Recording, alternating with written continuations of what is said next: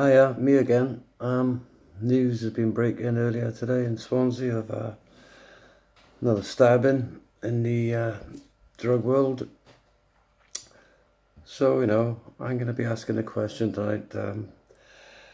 Why is the coalition government of the past county lines government apprenticeship scheme, failed the kids?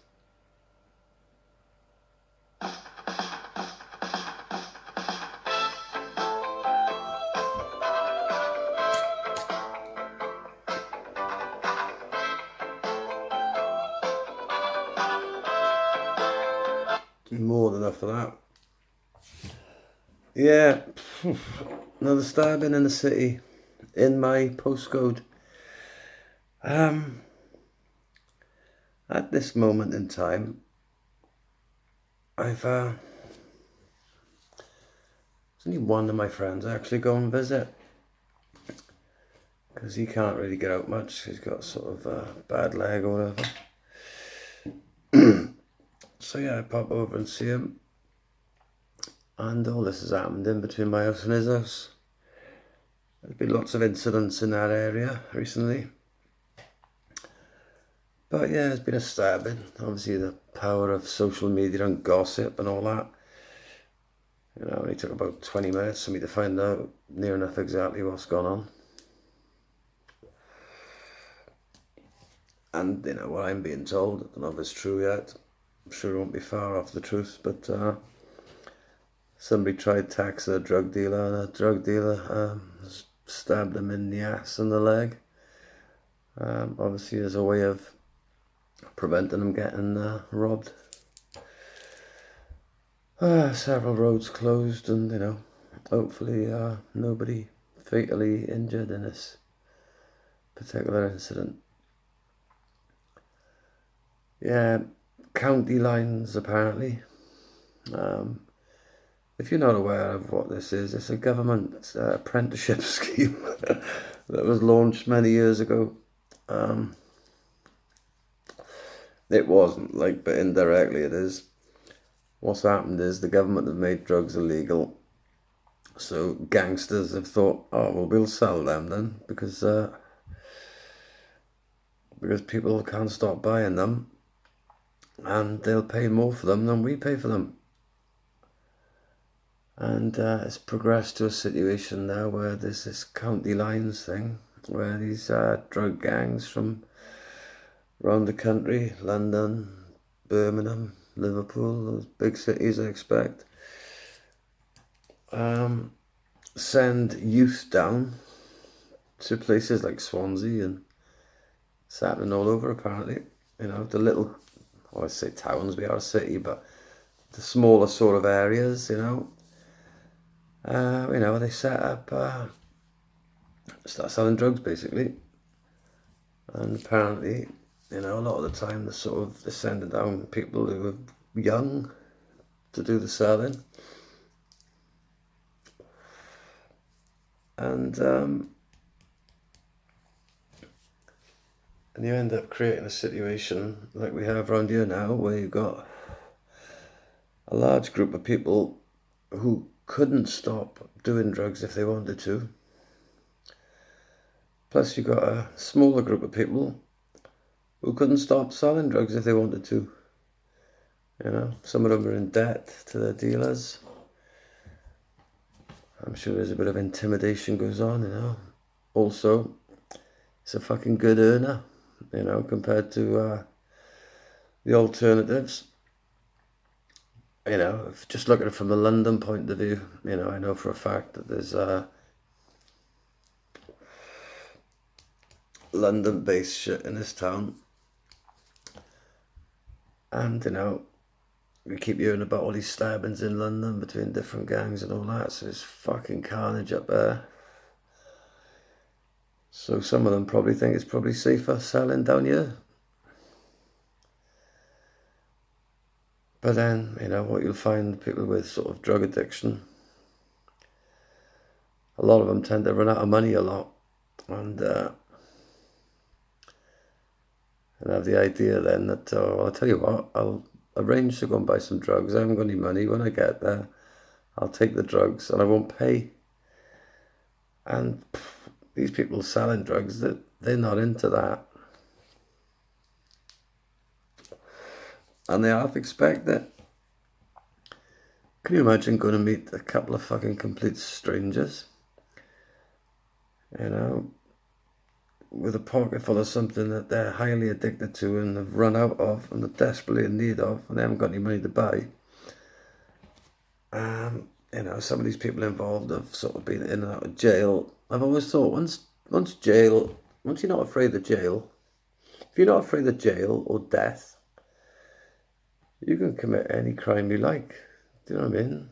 Without any consequences. If going to jail doesn't bother you, and I've spoken to people who've been in and out of jail and they just see it as part of the fucking, part of the deal. That every so often you're going to go back to jail. So if you don't mind going to jail every now and again, there's just, there's no incentive. You know what I mean? Going to jail is my idea of absolute hell. I cannot think of anything worse than being locked in a fucking horrible building with a load of fucking psychos. Do you know what I mean? Can you think of anything worse? Well, I can't. I personally think all drugs should be legalised. I read a great book. If you go on, I got a friend, his name is Dangerfield. He's got a YouTube channel. I'd highly recommend it if you don't know about it already. Just search Dangerfield. And he interviewed this guy who wrote this book. What's it called? Good Cop, Bad War, I think. And I think the guy's name is Neil Woods. This copper, he worked undercover for 10 years or something. I believe, maybe in the 90s, the early sort of part of this century. Basically, just pretending to be some sort of street junkie. And then he'd, find out who to score off and then try and work out who was further up the chain. And he said, after working in this industry for years and years, he sort of come to the conclusion that he was making things worse. And basically the people selling and the whole thing was just getting more and more violent. The more money was involved in it, and it's not gonna change, and it's gonna get worse. It's just gonna get worse. The only answer is to legalise all drugs and sort of sell them from the chemist or whatever. Do you know what I mean? I don't know about the finer details. I'm sure there's a lot of tax to be had as well. And the fact that they can't even legalise fucking weed round here doesn't give me any great hope that they're gonna suddenly risk, upsetting people. I'm on this Facebook group, right? It's like a local sort of group, for all people to moan about things going on around here, and there's always people going on about the drug dealers, and somebody put a photo up of somebody the other day, a photo from behind, saying, this chap just come on to me and offered me weed, and he said something like, I'm sure if I'd have asked him for ket, and he listed a few other things, which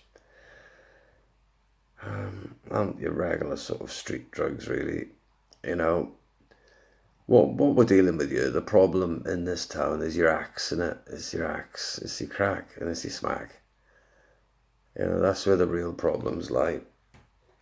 Both sort of very Moorish, and a lot of people doing the both. And if you're doing both and you've run out of both for any period of time, you're going to be an absolute shadow of your former self. And chances are you're going to be a bit psychotic and a little bit desperate. And then you're going to go and buy drugs off some apprentice who's living, in fear for his own fucking safety most days on some level. And who's been sent by somebody to go and fucking meet some other fucking loon. And obviously in this case, from what I've heard, none of this fucking confirmed yet, but somebody's gone to buy drugs without any money. And that's an equation that doesn't work. So yeah, personally, I think the solution is legalise all drugs. Obviously, we'll tax them then. People can have the choice then, if they want to go and buy stuff, they know what sort of quality they're buying. Because there's all the health issues, people injecting and all the complications with that. People have lost limbs, all sorts of shit that goes on if you're injecting drugs health-wise. All that could sort of be monitored. People had somewhere to go they could inject safely. It can be taxed. A certain amount of that tax can be used to actually help people who want to stop. As I was saying, my mate Dangerfield, he interviewed that Neil Woods, right? I'd highly recommend you go and find that. If you search Dangerfield, Neil Woods, you'll probably find it. And he interviewed this cop who wrote that book. He could explain it obviously a lot better than I can.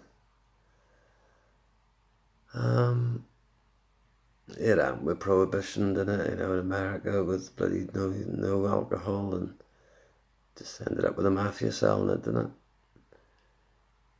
Supply and demand. You can't fuck with supply and demand. But yeah, this group of mine is always people bitching, and you mentioned sort of legalization. They're like, oh, but I've got beautiful children, somebody said. Yeah. Everybody thinks their kids are beautiful till they're fucking 20 pipes in. Supply and demand, you can't fuck with it.